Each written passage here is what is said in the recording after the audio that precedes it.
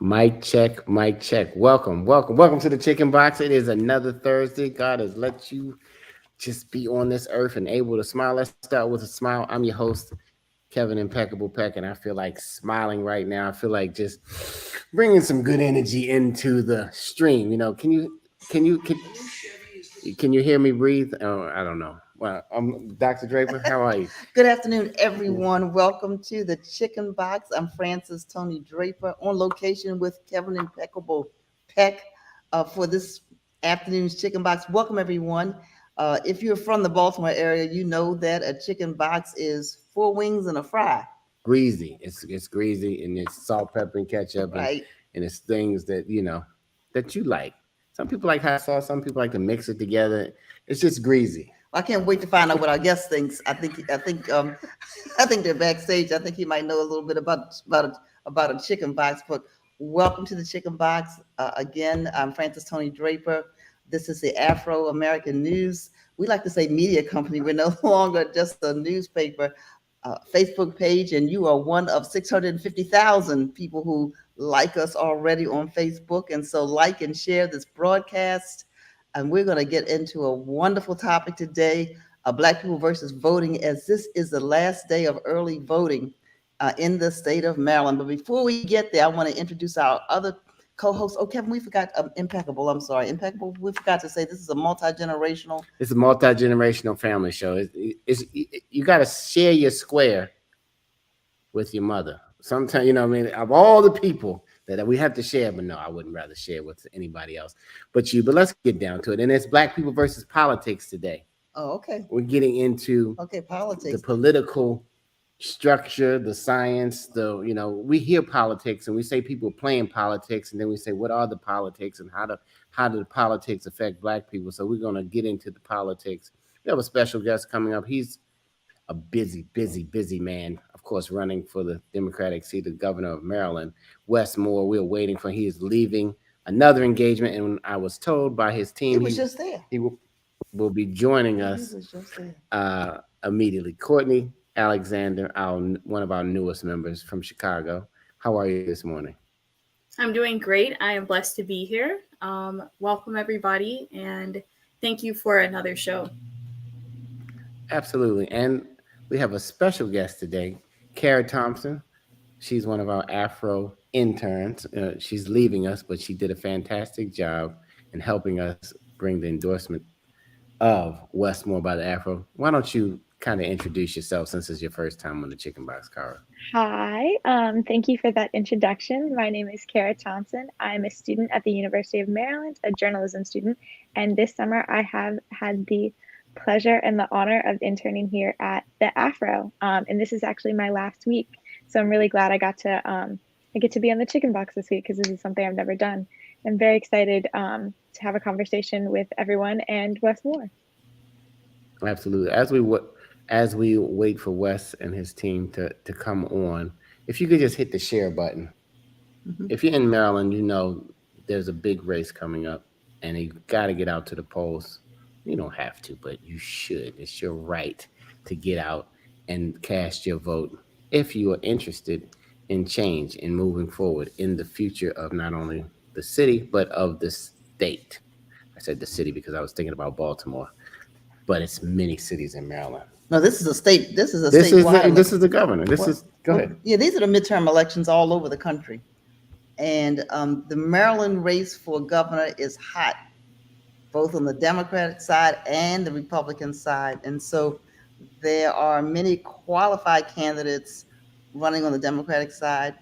And we have endorsed one of those, Wes Moore, and he will be with us shortly. And Lisa's checking to make sure he's not having any technical difficulties, but we are anxiously awaiting him to come back. He was backstage a few moments ago. So hopefully he'll be back with us soon. So I don't know how many people have already voted, but welcome everyone who's watching. Byron Deese, we see you. Lenore, look, Impeccable. There's one about Jules, who's been with us like from the beginning. If you've already, good. Wes, okay, Wes is backstage. Why don't we bring him forward? Right, because we couldn't see you, Wes. How y'all doing? Absolutely. How you guys? It's good to be on the Chicken Box.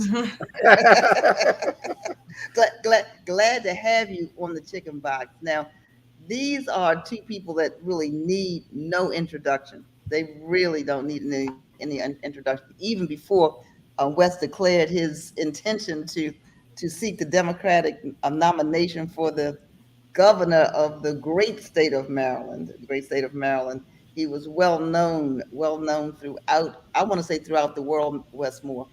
I don't know if you remember when we first met. You were meeting with Jake over, I think, a lunch at on Charles Street, and I stuck my head in and just said, "Hey, I think you were promoting your book or doing something, you know." And Dawn, so glad to have you here. So let's pause for a minute and ask, Wes. We have, as you already know, and you've been promoting it too. We were privileged to endorse you as the Afro's pick for the Democratic nomination. This is the last day of early voting, but I want you to. Here's what we're going to do. I'm going to ask you to introduce Dawn. Dawn, I'm going to ask you to introduce Wes. Dr. Draper, that is my honor. That is my honor. And first we say this means so much to be with you all. You know, Dr. Draper, you are just not just a legend. You are someone who our entire community is immeasurably better because of you and because of your leadership. To just bless you and Mr. Impeccable. I give you right now. You thank you and bless you for all you continue to do. But I have to weigh in on one thing real quick. And Karen, Courtney, great to see you. There's only one way to have a chicken box. That's everything on it, except you got to keep the ketchup off the chicken. Hot sauce on everything, salt, pepper on everything. But ketchup does not go on a chicken. There's only one way to have a chicken box. And that's what. Hold on, let me come back on now. We get into the great chicken box debate. But if you've never tuned in, this is the Chicken Box, powered by the Afro-American newspaper with Democrat. I'm going to just call him the governor. I can call you the governor anyway. If they don't call you the governor, you got to speak it into existence with the new governor and his beautiful wife, Wes and Dawn Moore. This is where we dispel stereotypes. Every week we have a black versus something. We've had versus mattress money, versus COVID, versus Trumpism, versus cheating on you, whatever. We've had black people versus things. It's things you talk about and think about, and you get on the Chicken Box and speak your truth. Now, we might not agree with you, but everybody doesn't have to think and look and act the same way. Just because that 2% of African Americans want to act up every now and then, it's not all of us, okay? It's not all of us, but the other news. And we're celebrating 130 years, you guys, as the oldest black business in Maryland. Oh, it's going to be an awesome gala on August 13th. Hopefully the Moores, the new governor, can come. It's going to be DJ Kid Capri. It's going to be Tommy Davidson from In Living Color.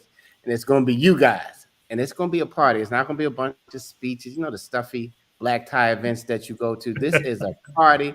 Dress up, bring your favorite significant other, and come have a wonderful time and celebrate 130 years when less than 2% of African Americans can read.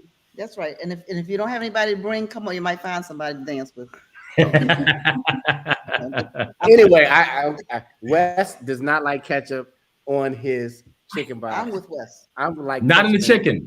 On the fries, yes. Not on chicken. Just not on the chicken. No, but I got to put it on the side. It's the ketchup and the hot sauce together, like back at Lexington Market. Anyway, you might not know nothing about that. But okay, let's get the introduction.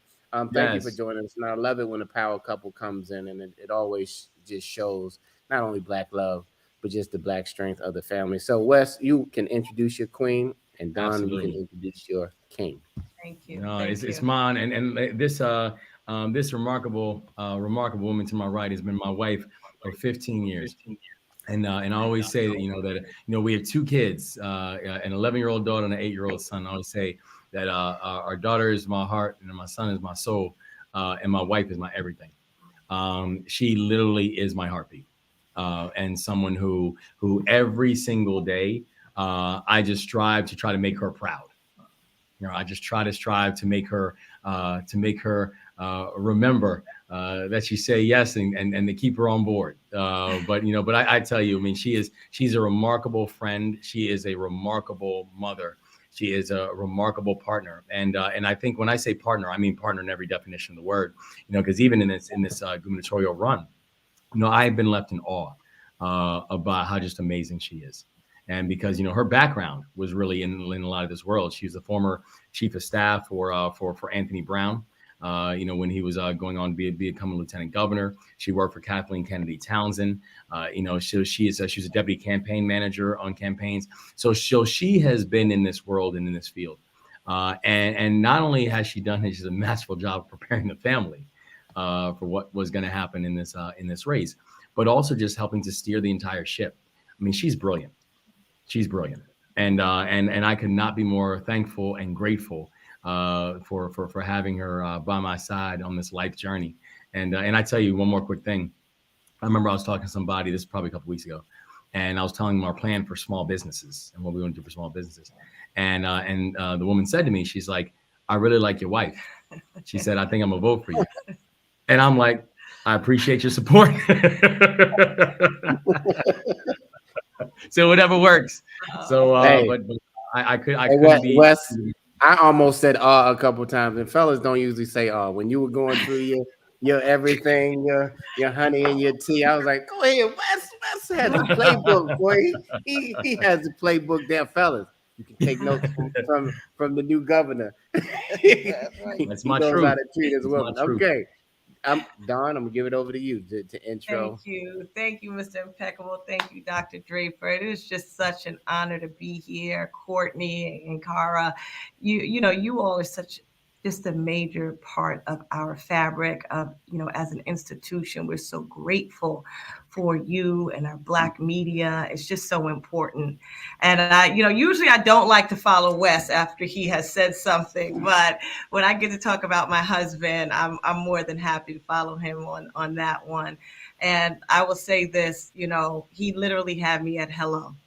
And I'm just so grateful for him. You know, our children are so blessed to have a father like Wes. You know, Wes lost his father when he was very young.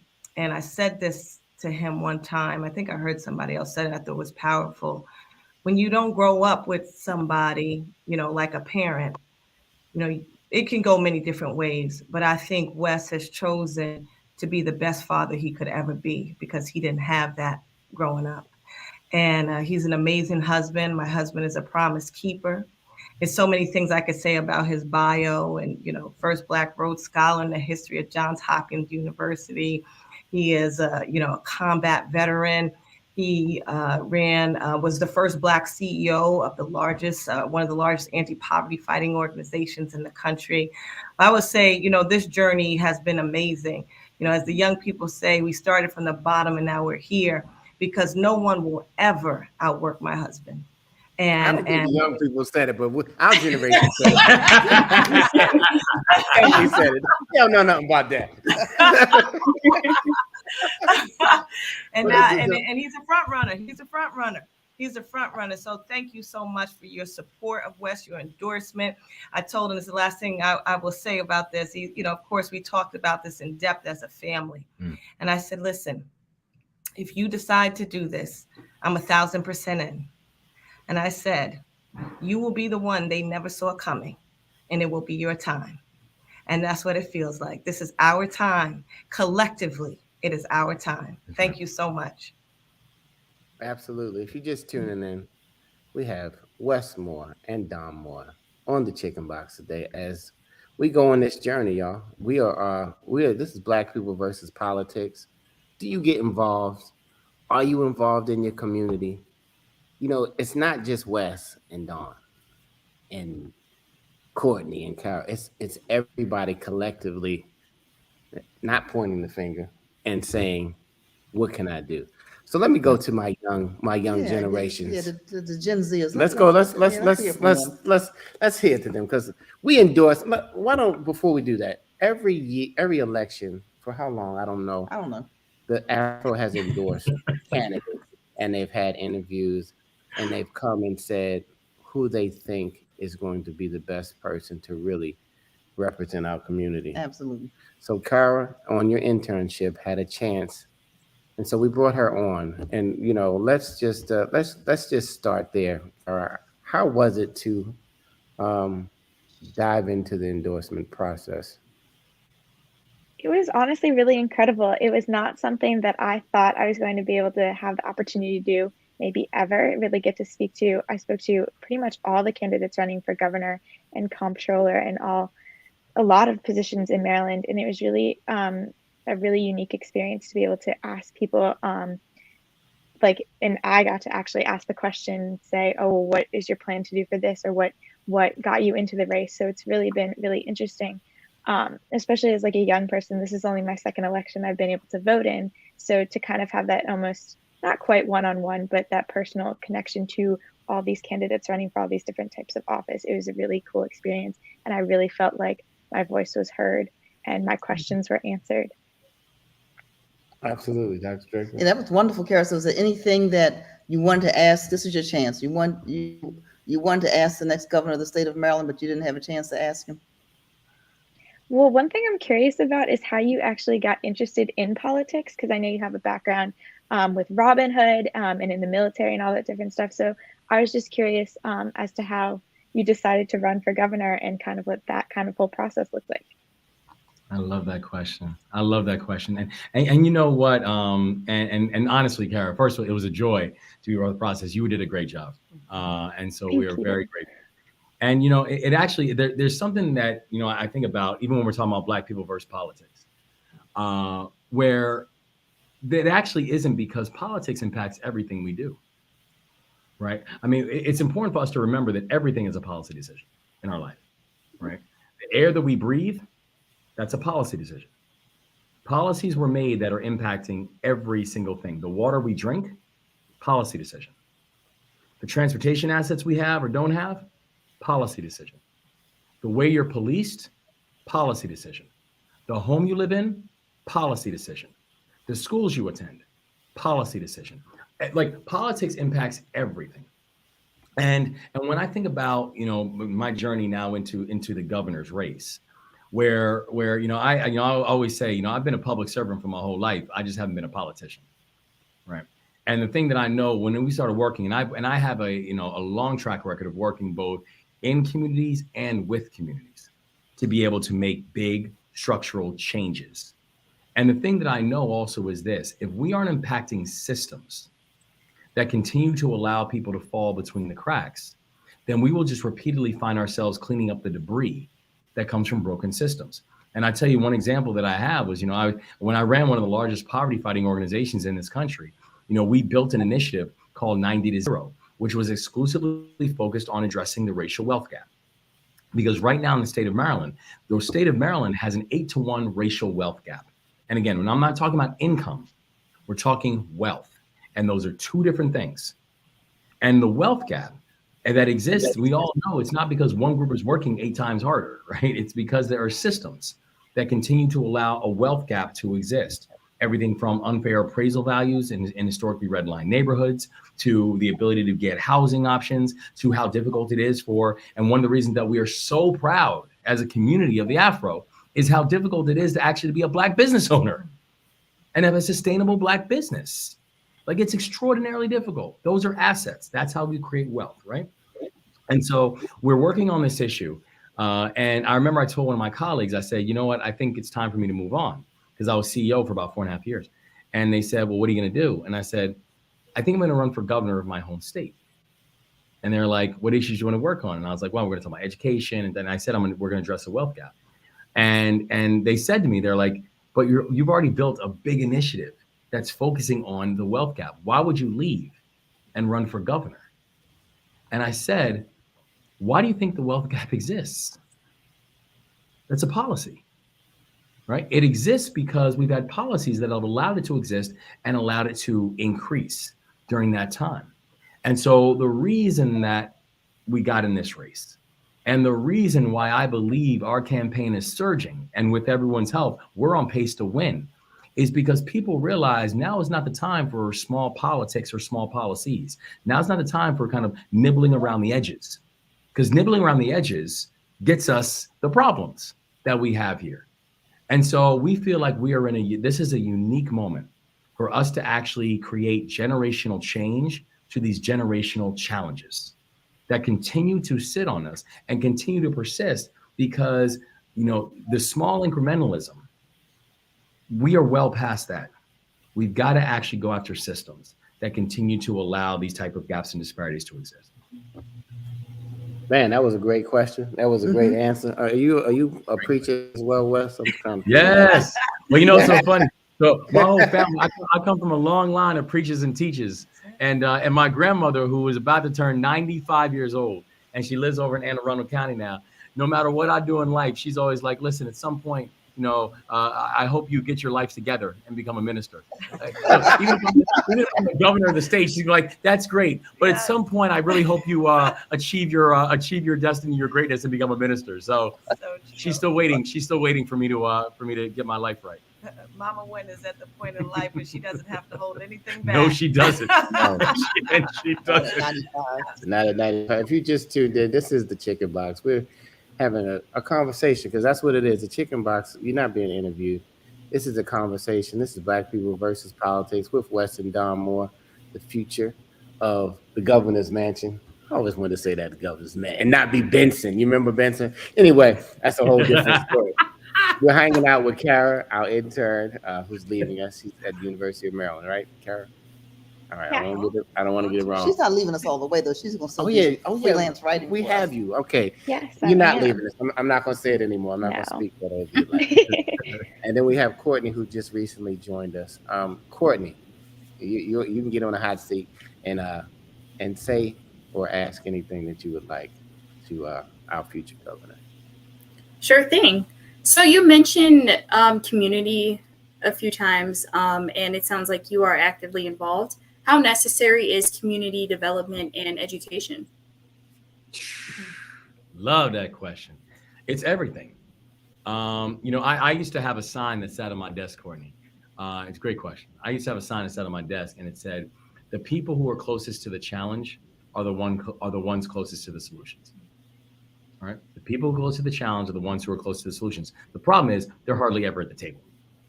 We oftentimes have a whole lot of decisions being made about people without people, right? And things been made about our lives, but we're not part of the conversation. And so when we're talking about what does it mean to have community involvement and community engagement, it really comes back to the question of how sincere are you to actually solving the problem? And when I look at the platform that we have built out, you know, one of the things I'm really proud of is, you know, we've received the endorsement from Maryland's teachers. And so 76,000 strong came out and supported us because they believe we would be the best partner to be able to get the work done. I was very proud to work on the blueprint, which for those who might not know is a groundbreaking piece of education legislation about how do we do to get, you know, what do we do to make sure every Maryland student has a world-class education. I was very proud to testify on behalf of it. As governor, I'm going to be very proud to make sure that it is fully funded and work in partnership to make sure that it is properly implemented. But every single component that's inside the blueprint that we worked on and that we're going to be proud to implement were things that were community driven. So when we say we are going to have free pre-K for every child in need in the state of Maryland, that was a community driven initiative. And it really drove because the data continued to show that 80% of all brain development happens in a child by the time that child is 5 years old. So we cannot have children starting school at 5. It just doesn't make sense. But the way we got that was from community. When we talk about things like we are going to put together platforms and pathways to be able to make sure there's mental health supports, both for children, but also for educators. That came from the community because the community was saying it can't be exclusively for one or exclusively for the other.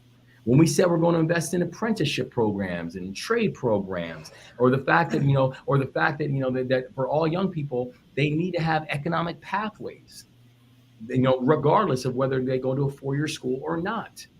That came from community. Or when we said that this is going to be the first state, and hear me, this is going to be the first state in this country that is going to have a service year option for every single high school graduate. Every high school graduate will have a chance to have a paid year of service to the state of Maryland. And they can choose however they want to do it. It can be in the environment, it can be in education, it can be in healthcare, their choice. But we're going to do it because it helps to address the college affordability crisis. We're going to do it because it provides pathways for experiential learning. And we're going to do it because service is sticky, right? Those who serve together generally stay together. In this time of political divisiveness and vitriol, service will help to save us. but those were all community-driven initiatives. And so we're really proud that everything that you are going to see from our platform, whether it's about education or transportation or housing, regardless of where it goes, it is because it came from the community. And I'm proud of that's the way I've always led. And it's the way that I'm going to lead as the state's next governor. And if I could just add to that, watching Wes through this whole process and obviously watching him be a leader of so many organizations, he gets so excited about this involvement and this type of leadership, from community. I remember Wes did a teletown hall, and he did it with Congressman Steny Hoyer, who endorsed him. And 4,000 people showed up on this teletown hall. He said, that's what we got to do in government, because people want to be involved with their process. It's not just about, okay, this is what's happening to you. This is what's happening with you. These are the decisions that are being made. And this is what I think people are feeling. When you have a leader like Wes, who has energy, who's a visionary and bold leader, but you also have a track record of getting things done.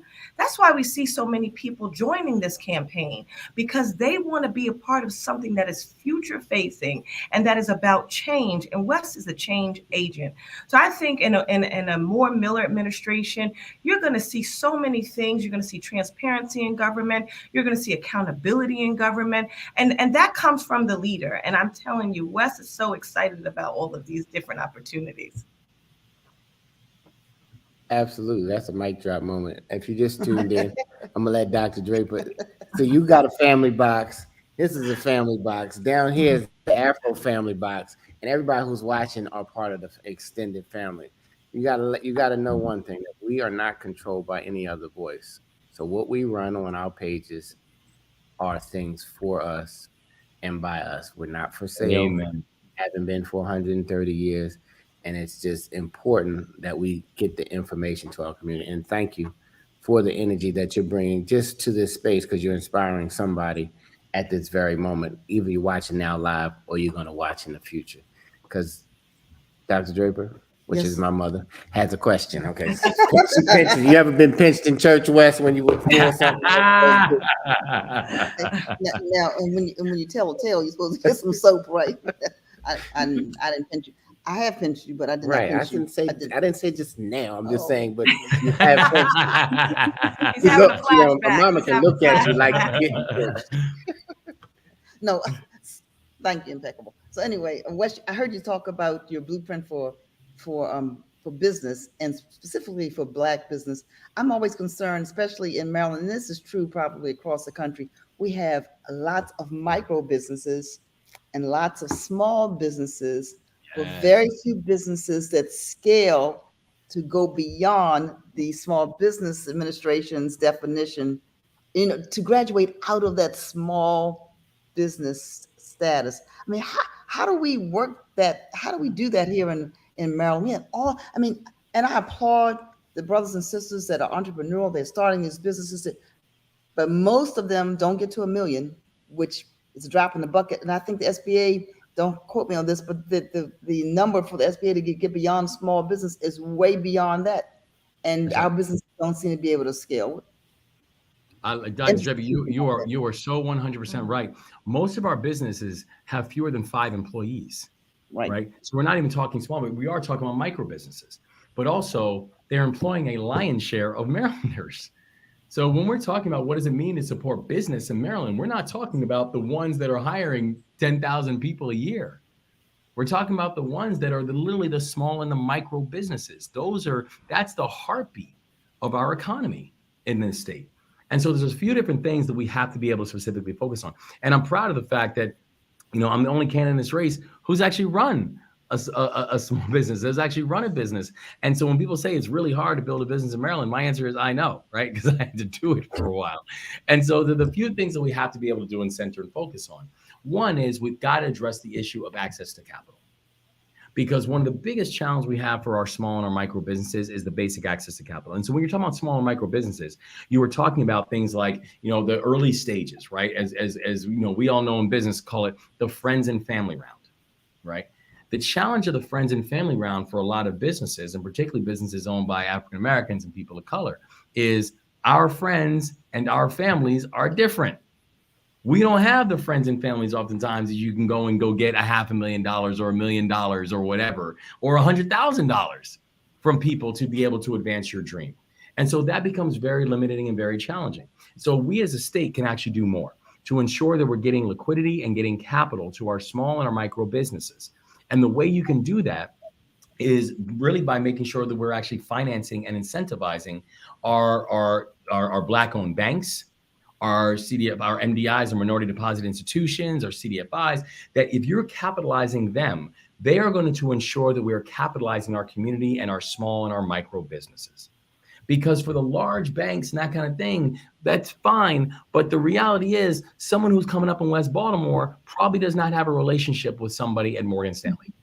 Mm-hmm. And, right. I think you're right. You're right. I think we can stop doing exemptions. If you can't don't say you can't find the business to do, for the state can't find the minority business, and then people ask for a waiver. Correct. And that's a whole nother thing. So you're absolutely right. We've got a procurement process inside of the state of Maryland that is functionally broken. Mm-hmm. And so let's be clear. So we'll break this down for everybody. So the state of Maryland has a 29% goal for MBEs. So all minority business enterprises, there's a 29% goal that all business done has to be done with qualified MBEs, right? The state of Maryland has never hit 20%. We chronically never hit that number. Last year, in fact, the number in the comptroller's office, someone who's currently running for governor, the number in his office last year was 16. Wow. So he's never come close to being able to hit the MBE benchmark. So we have an MBE goal of 29% that we never come close to hitting. And I always say a goal that you never come close to hitting is not a goal. It's a suggestion. We actually have to set up real goals with accountability measures and with enforcement. Because if we're not hitting the 29%, then you're absolutely right, Dr. Draper. People will say, well, would you get out of a waiver? Because that's the way we get work done. Or we can say we made a good faith effort to be able to find an MBE to participate inside of the contract. Well, good faith effort ain't good enough.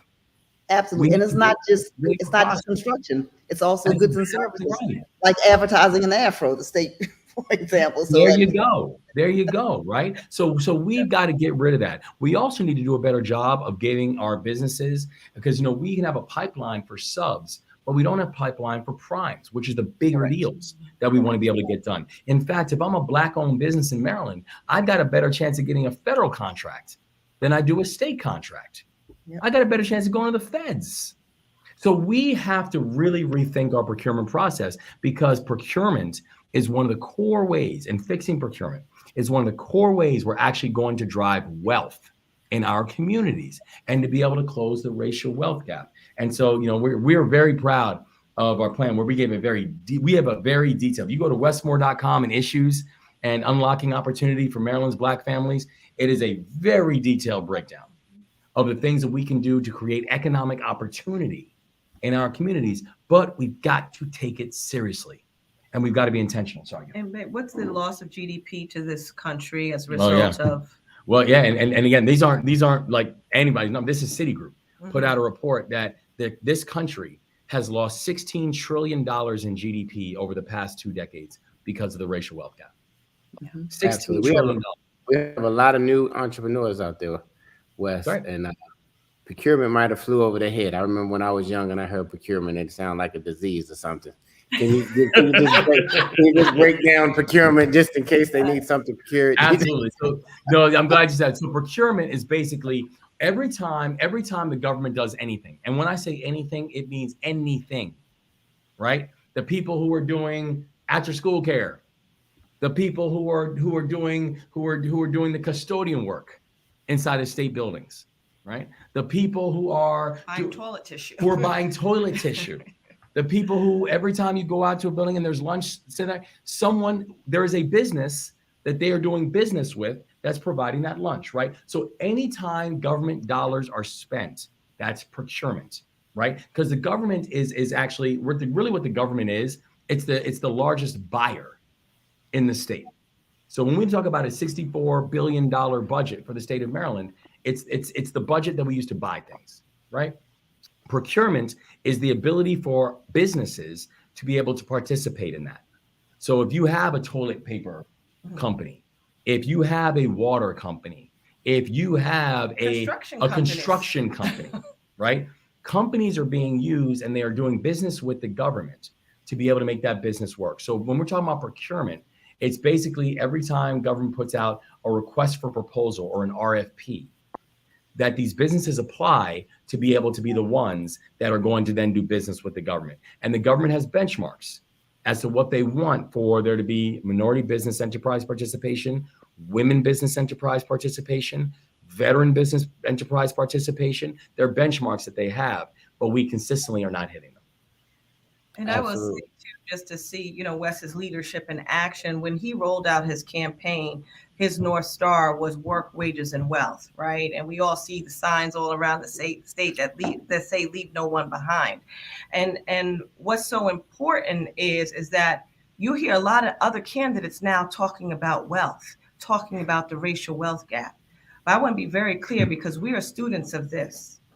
That is Wes's leadership, because now they're like, oh, well, let's talk about jobs and wages. And Wes has been talking about wealth because we understand if we don't have wealth in our communities, right, we don't control power in our communities. This is why we see so many communities falling behind. So I want people to understand, do not be duped or fooled by those who you hear now talking about the racial wealth gap, talking about wealth. Wes rolled his campaign out with that. He's been talking about this since, you know, for 10 years, to be quite honest with you. But in this campaign, he is the first to bring to the people, like, this is not just about jobs. This is about economics in general. This is about wealth building opportunities for all families. And let's be clear, there's a difference between someone else using it as a talking point and actually being able to explain what it means and what to do about it. That's right. Absolutely. I think we have a question from Craig Teller. Thank you, everybody who's tuning in the conversation. We feel your love as you type or you speak the text, whatever your thing is. The question was, why is there not some sort of penalty when they don't hit the benchmark for these percentages? It's a great question, Craig. It's a great question. Honestly, I don't know, because there need to be, but also there need to be things like, and you'll see in our plan. Again, if you go to westmore.com and issues and you see it, we talk about things like what are the penalties and what are the punishment mechanisms that we have for repeat offenders of this, right? Because there are plenty, right? Why is it that we continue to allow this to happen in such a process where these individual departments, that there's no measure of long-term accountability? Let's be clear. Another department is the Department of Commerce. The Department of Commerce is currently run by a person running for governor. Do you know what the Department of Commerce's number was last year with a 29% goal? 2%. 2. So let's be clear. There are a lot of people who need to be held accountable, right? There are a lot of people who need to be held accountable for their actions and for their records. And you can look at my receipts. You can look at my receipts on the work that we have done. You can look at my receipts on the work that we have done to be able to increase wealth in our communities, the work we've been able to drive capital into our communities, the work we've been able to invest in our communities. You can check my receipts. But the reality is, in the comptroller's office last year, the number was 16. In the Department of Commerce last year, the number was 2. Let's be clear about what a roadmap and a pathway to be able to address the issue. So, Craig, my answer to your question is, great question. Hey, the young people, I know y'all know about the receipts because they got receipts. They with us. That's not a generational gap. We got the receipts. That's right. That's right. Keep your receipts and check them. If you just tuned in, this is the Chicken Box, you guys. And we're talking Black people versus politics, which we found out so far. This is an education class, guys. And why you're involved and why you're not involved, but it's all boils down to policy. And, you know, the people who you think can affect the policy and the change the best is who you should vote. We're not telling you who to vote for. We're just telling you who the Afro endorsed and who we voting for right here on this screen. Some of the others who have already voted because we are ready Well, that's not true. for change. That's not true. I'm telling when we do an endorsement, we're telling you who to vote for. Okay. I'm sorry. As someone said to me in church on Sunday, and it wasn't for the governor's race, they were clear on who they were voting for. They said, I don't know who to vote for the down ballot races, but I took my afro. By the way, you can take your afro, you can take your afro into the polling place with you. That's right. We did not endorse in every single race, but we strongly endorsed in the top. So Westmore for governor, we endorsed Anthony Brown for attorney general. We endorsed Brooke Learman for controller. Those were our endorsements. We also endorsed in some key state senate and House of Delegate races, not all of them. And let's see, we endorsed in some congressional races. When I say we endorsed, we did a ballot to cover those, but we endorsed. So we're saying that's who we want you to vote for. And you're right. And a lot of people will just literally take their copy of the afro and bring it with them to the ballot box because they're like, listen, this is the most trusted news source we have. Right. And these folks, and let me be clear, and for all of you who are watching and listening right now, this process was an intense process. There were questionnaires, there were interviews, secondaries. I mean, like this was no joke. And so I think there's a reason why people say, if the afro's good, I'm good, because they've done their homework. And so that's why I tell you, it was one of the best days in our campaign when we got word that we received the afro endorsement, because you earned that.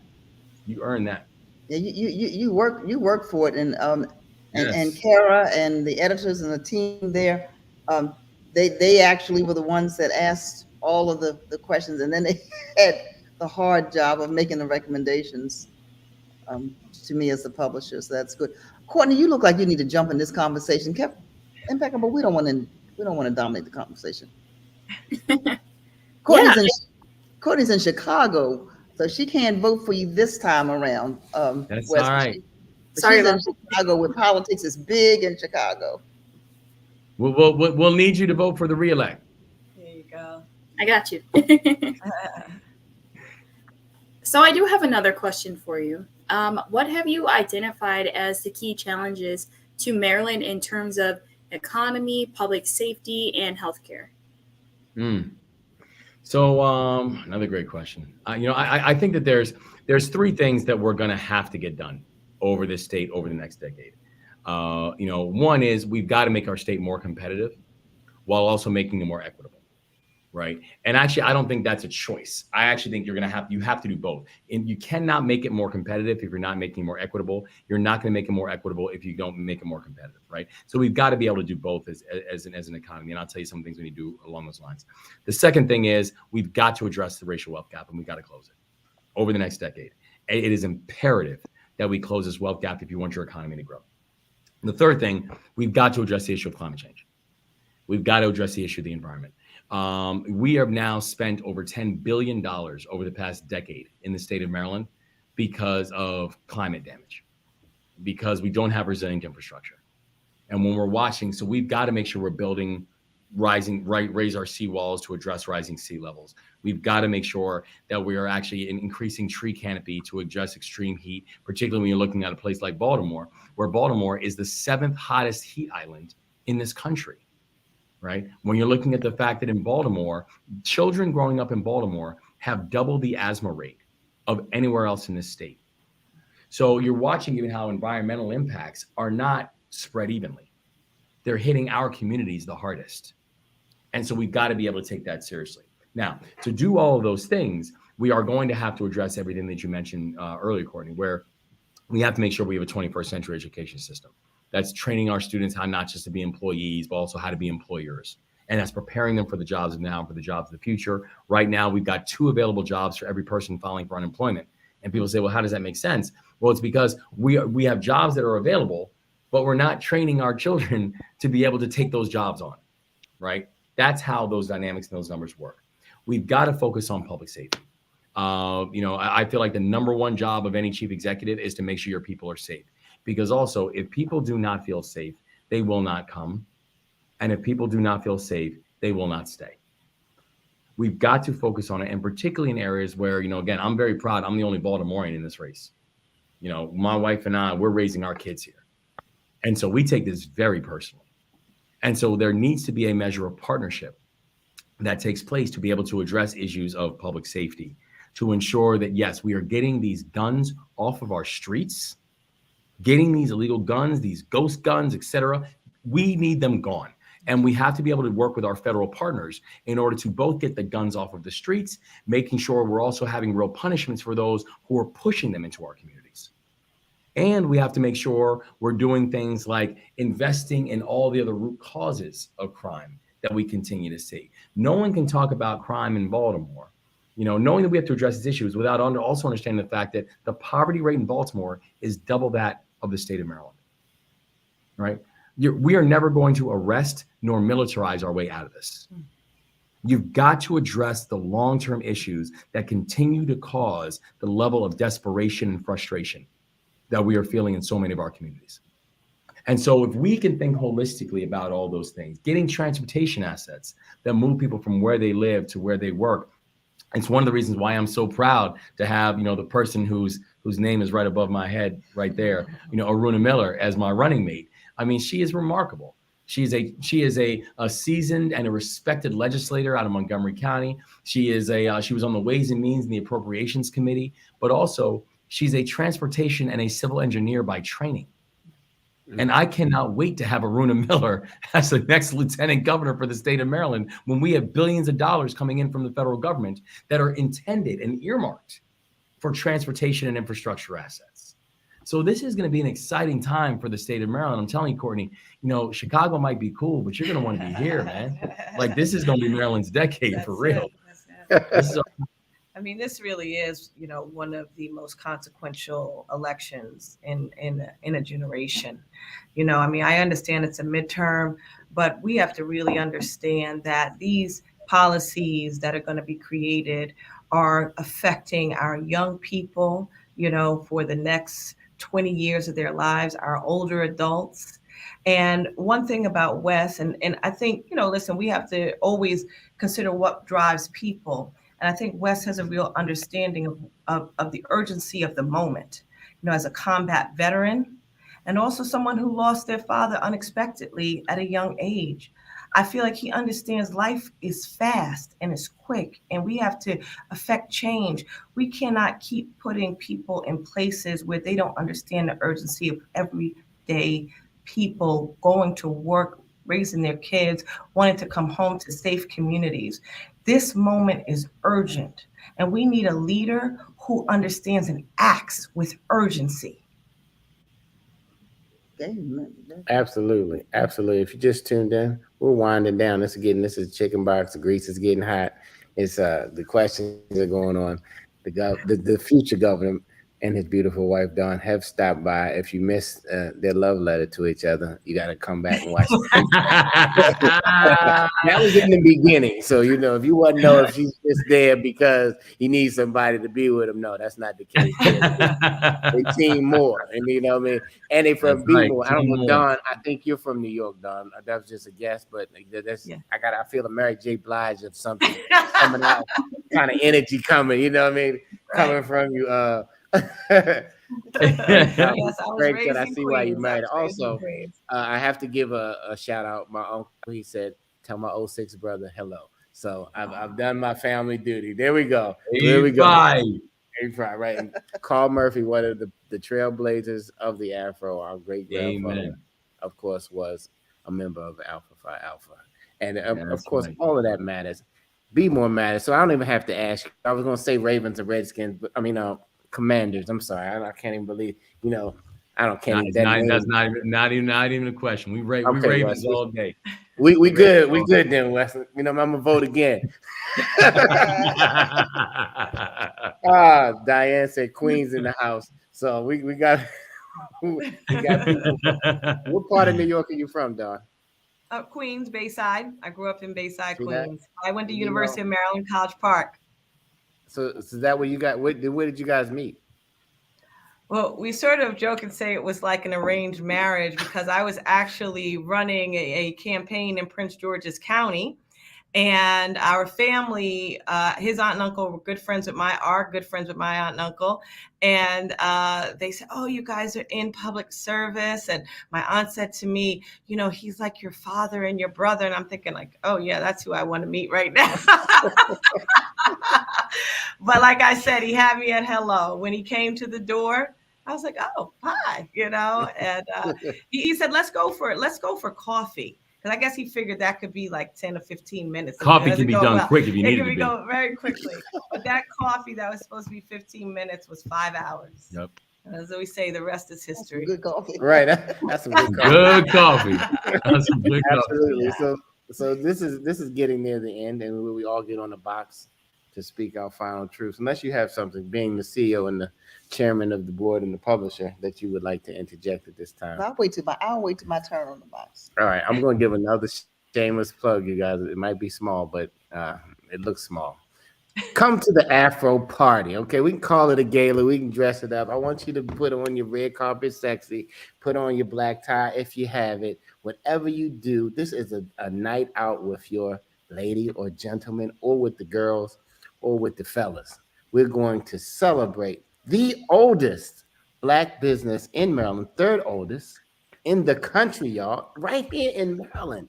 Maryland, we have that historical fact that is still going, and we're going to celebrate. Hopefully we get to celebrate you as well, because you've been a part of the Afro family for, even if it's a day, you're part of the family. Now, if you read one thing, if you've gone to afro.com, yeah, we say newspaper because that's what it started out, but we're a media company.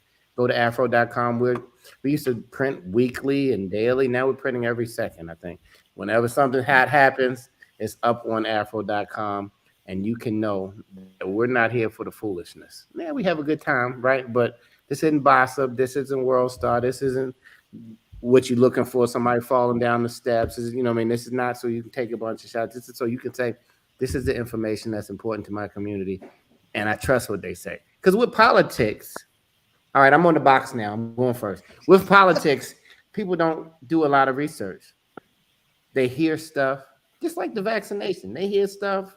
They don't do any fact checking. They don't search on their own. They take somebody, usually a non-credible source, and they make it their truth.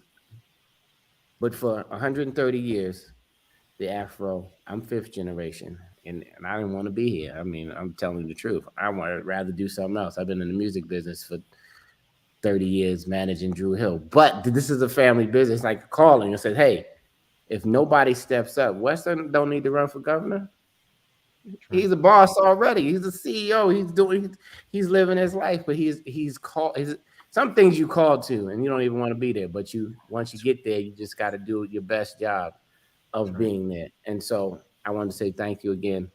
I'm on the box. Listen, y'all, politics is policy. It is helping change the groups and the people and the systems around you. And if you don't get involved, you will always be talking out the side of your neck. Be more stand up. That's what I'm. Kara, our intern and now our freelance writer, right? Because I'm not putting you out, Kara. You here to stay. You're on the box. Final words. Oh, I'm on the box. I guess since I am a Gen Z, I'm from a younger generation. I know that a lot of people my age kind of are frustrated with politics. They think that their voice doesn't matter or things don't get done. And I guess I would like to just say that even just voting in the election, this isn't a presidential election. So a lot of people are like, oh, why would I vote? I think it is really important to make sure that you're voting for people who you think will make a difference. Especially Wes was talking about how a lot of his policies are based on things he's heard from the community. So if we elect someone like him into office, he will listen to your concerns. And so I think it's important for young people that this may be their first election or their second election, just to make sure that they are doing the research, like was said, and are really making their voices heard, because it's really easy to just vote, and that is a way to get involved with politics. You don't have to run for office or campaign for somebody. You can just vote. So I'd encourage everybody to do that. You can send a little money, Cash App or something. Send a little couple coins over, some Bitcoin over there to him. Anyway, Courtney, you're on the box. Okay, so I agree with Kevin and Kara. I think it's important to go out and vote. I know that everyone focuses on the presidential elections, but if you want to see changes happen in your community, we can do that. So don't forget to do your research and go out and vote. Absolutely. Short and sweet. Well said. Dr. Draper? All right. So I want to say, first of all, thank you to Wes and Dawn Moore for joining us. I'm putting in my bid now, Athena, if you're listening. I want to be on stage on the night of the 19th for the primary. Maryland is a primary election kind of state, at least for the nomination, right? So then it's the general fight. But I tell you, I want to be on the stage. So whatever needs to happen to be there. I'm putting my bid now. I'm out of town, but I'm flying back in on the 19th, and I've already voted, and I've already my mail-in ballot has already been acknowledged. I checked it this morning and make sure it didn't get lost in that big white box I dropped it in. And so I want to encourage everybody. This may be the last day of early voting in Maryland. Even if you're not registered to vote, go to any polling place within the geographical location where you live. All right. If you live in Baltimore City, please don't go to Carroll County, but you can go to any place in Baltimore City. Doesn't have to be your regular precinct, but check to see if you're not going to do it by today, then wait until the primary election. You can still do a provisional ballot. You can walk in, but check to make sure where you're voting. Maryland has been redistricted and polling places have changed. Yes. I don't know, Wes, I'm not going to get into that whole discussion about the timing of all of that. No, you city is already is already at a low level. And so if I'm used to going to my firehouse on Harford Road, that's where I'm used to. And now you've moved me to the school that I've never heard of. So anyway, I'm saying to all of us, please be advocates for getting your neighbors and your friends and your family to the polls. We often lose elections. Let me say it another way. We often don't elect the most qualified person or the person we want because we don't go to the polls, and then we complain about what didn't happen. So those of you who've been complaining of 8 years of Republican leadership, those of you who've been complaining about Donald Trump's influence, even in Maryland, those of you who've been complaining about roads and highways and minority business and schools and whatever you've been complaining about and have not voted, you have no complaint. You get what you get. And so your vote makes a difference. That's what I want to say on the box. Your vote, one vote makes a difference. Ask Congressman Mfume, who recently endorsed Wes Moore. He won city council when he first ran for public office by just a couple of votes. And even on a recount, it was just a couple of votes. You don't have to win by a whole lot. And so Dawn said it. Wes is now the leading candidate, forecasted to win. Forecasts don't win elections. People voting wins elections. Endorsements don't win elections. The fact that the Afro had an endorsement for Wes and the other candidates is wonderful. But we don't win elections. People who vote win elections. And so I'm on the box. I'm saying to you, young or old, get up off your butt. They make it easy. Do it on, do it any kind of way you got to do it. Call the Afro. Somebody put the number in the chat. You need a ride to the polls. We'll help to coordinate a ride. But I do not want to hear the excuse. And it can't be raining from the 12th to the 19th and then raining again on the 19th. 12th to the 14th and then again on the 19th. It could be, but there's no reason not to vote. We do all kinds of things in the rain. Anyway, I'm off the box. I'm done. I took up the time that Courtney didn't take. No, listen, stay on the box. That's all right. That's your box. That's your box. You can do social media clips of that, Wes. Tell your team. That's exactly right. You got some good stuff. But listen, we leave the final words to the power couple because you are a team. You are a family. You are the people who we have endorsed to really represent us. We didn't talk about the digital because I always wanted to be tech sexy. I really, I'm Wes. That's another conversation. But we got to be the techiest state as well. That's right. But Man. But he's a techiest candidate. His social media numbers are off the chart. Anyway, we don't have time. But he's on the box. Okay. He and Don. Hey, it's our show, Wes. So we can go over a If couple minutes. If he's got time to do that. All right, you guys are on the box. Anything you want to say? Well, first of all, we love you all. We're grateful for you. Thank you for bringing the truth to our community, for fair reporting, and doing it for 130 years. We are just so proud of the institution you are and what you mean for our communities. And I just got to echo what Dr. Draper said. Listen, if you want Wes Moore to be your governor, you've got to go vote. That's the only way it can happen. And we are at the polls. We are working. We will not be outworked. And we're hearing some great things at the polls, but we need more people. We need everybody to turn out. Tell 10. That's what your assignment is. Tell 10 to go vote. And with that, we will win. There's no doubt about it. And we will bring change, because my husband is a change agent. Thank you so much for this opportunity. And thank you for supporting him and endorsing him. Thank you. Thank you. No, only thing I just say now I'm on the box is what she said. What she said. Nah, it's real. Like this is our time, everybody. Yeah. This is our time to do something special and to do something in history. And people do bring up the fact that they're like, listen, this state has never elected an African-American statewide. Right. And in the history of this state, we've never elected an African-American statewide. This country has only elected 2 Black governors in its history. Right? Deval Patrick in Massachusetts and Doug Wilder in Virginia. That's it, ever in the United States of America. And so we do know that we're walking, into on a path that might have been uncharted when it comes to the end state. But the thing that we know is this: we're not walking alone. We're not walking alone, and we're walking on steps and on bricks that ancestors have long laid. So the only thing we're being asked to do right now is to walk our journey and to walk into our greatness, into a greatness that has already been laid for us, into a destiny that has already been set out, and into as Oprah said, into a crown that has already been paid for.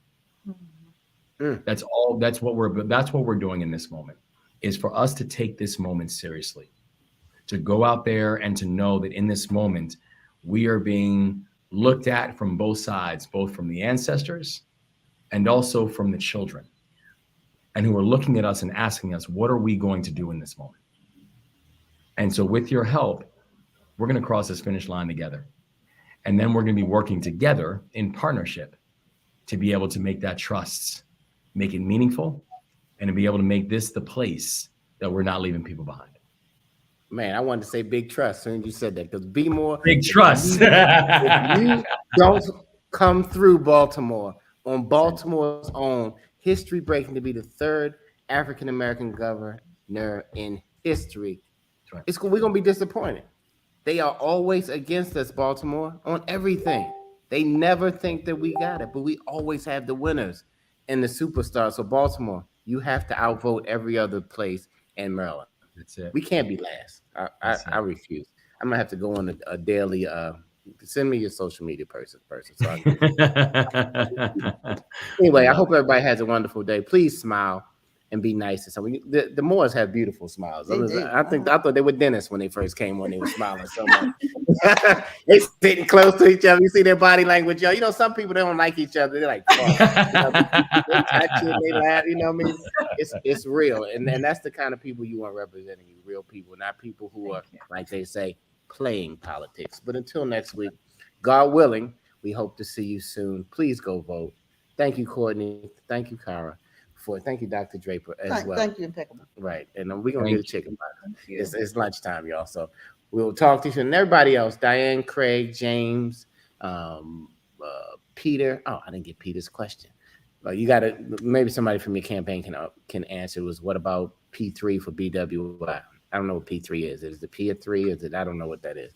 Public-private partnership. We can get back to you on that. Okay. About, it'll be in the chat, and you can answer. You can answer Peter, Byron, and everybody else who maybe didn't put a comment in, but you took the time, even if it's after the stream, just to check in on Wes and Don Moore real people representing the best state in the country. You heard it. Courtney, it's time to move to Maryland. You know, it's real cold out there in Illinois. But anyway, until next time, everybody, have a fantastic day. Bye. God bless you.